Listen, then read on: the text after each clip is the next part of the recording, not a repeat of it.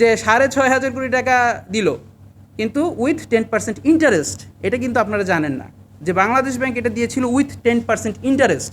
এবং the most আশ্চর্যজনক সবচেয়ে কথা যেটা, সেটা হচ্ছে যে এই 6,500 কোটি টাকা যখন ওনারা দিলেন, ব্যাংকটা কিন্তু এই SIBL এর স্পেসিফিক্যালি ইউটিলিটি বিল নেওয়ার খুবই বড় একটা নেটওয়ার্কিং ছিল। বাংলাদেশের মোস্ট অফ দ্য আপনার যে ইউটিলিটি বিল, পানির বিল বলেন, গ্যাসের বিল বলেন, বিদ্যুতের বিল বলেন, টেলিফোনের বিল বলেন, এটা SIBL কিন্তু কালেক্ট করতো। এগুলো চালু হলো নতুন করে। চালু হওয়ার সাথে সাথে বাংলাদেশ ব্যাংক কী করা শুরু করলো, প্রতিদিন যে টাকাটা ডিপোজিট হতো সেই টাকার থেকে 10% টাকা করে সাথে সাথে কেটে নিত। এগুলো কিন্তু আপনার কেউ জানেন না, জানেন, মানুষকে কখনো জানানোও হয়নি বাংলাদেশ ব্যাংকের তরফ থেকেও না, কারো তরফ থেকে না। এর ফলশ্রুতিতে যেটা হলো, ব্যাংকটার যে লিকুইডিটিটা দরকার ওইটা কখনো স্থিতিশীল হয়ই নাই। Because every time Bangladesh bank প্রত্যেক দিনের হিসাব থেকে 10% করে তাদের ইন্টারেস্ট কেটে নেওয়া শুরু করলো। ব্যাংকটা ঘুরে দাঁড়ানোর কোনো সুযোগই পেল না। এবং এই ব্যাপারে তদানীন্তন যারা আপনার পরিচালনা পরিষদে যে 4জন স্বতন্ত্র পরিচালক ছিলেন বাংলাদেশ ব্যাংকে নিয়োগকৃত, ওনারা কোনো স্টেপও নেন নাই, বক্তব্য দেন নাই, বা বাংলাদেশ ব্যাংকের সাথে আলোচনাও করেন নাই যে না এটা করলে ব্যাংকটা দাঁড়াতে পারবে না, লিকুইডিটি ক্রাইসিস থেকে যাবে। যে যা হওয়ার তাই হলো। বাংলাদেশ ব্যাংকের এই কর্মকাণ্ডের কারণে ব্যাংকটা লিকুইডিটি ক্রাইসিসই রয়ে গেল। 10% করে সুদ তো ওনারা কাটলেনি, at the end of the time ওনারা 6,500 কোটি টাকাও কেটে নিয়ে চলে গেলেন। এখন ব্যাংকের কোনো লিকুইডিটি নেই।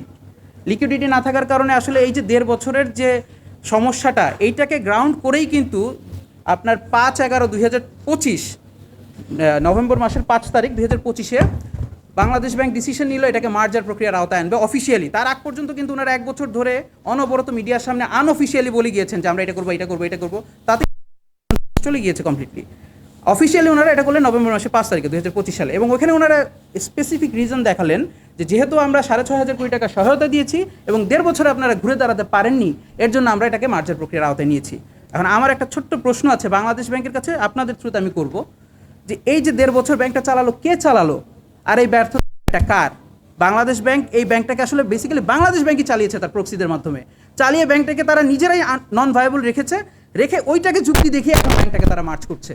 এই কথাগুলো আপনাদের সামনে কেউ কখনো বলেনি। আমি অনেক প্রেস কনফারেন্স দেখেছি, বাংলাদেশ ব্যাংকের মুখপাত্রের বক্তব্য শুনেছি, ওনারা কখনো এগুলো ইচ্ছাকৃতভাবে অ্যাভয়েড করেন ওনার এসব কথাবার্তা।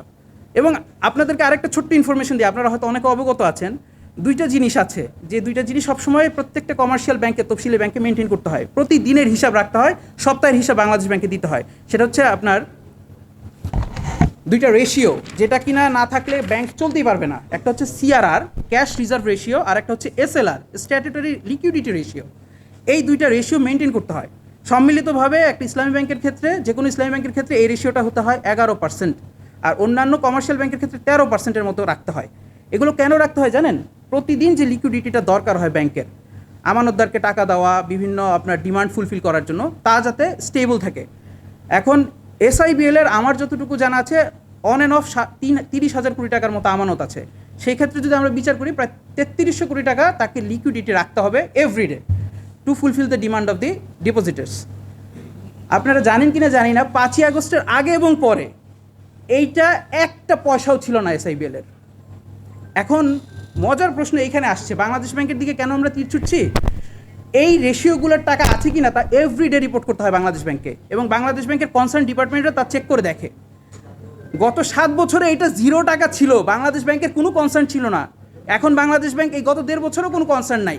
এবং আইন অনুযায়ী এইটা যদি ঠিকমতো কোনো ব্যাংক ফুলফিল না করে, সংশ্লিষ্ট কর্মকর্তা কর্মচারীদের ব্যক্তিগতভাবে জরিমানা হওয়ার কথা।